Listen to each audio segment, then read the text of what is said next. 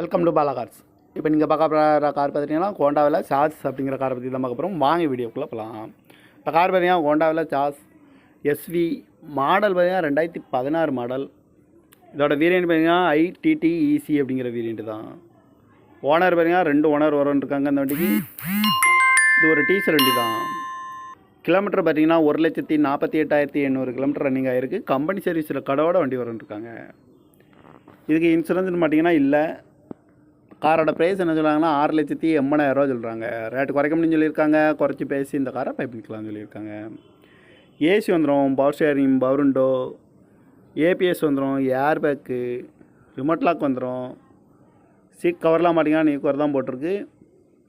வண்டியோட tyre point பார்த்தீங்கன்னா 4 டயருமே ஒரு 80% நல்லாயிருக்கும் அப்படின்னு இருக்காங்க.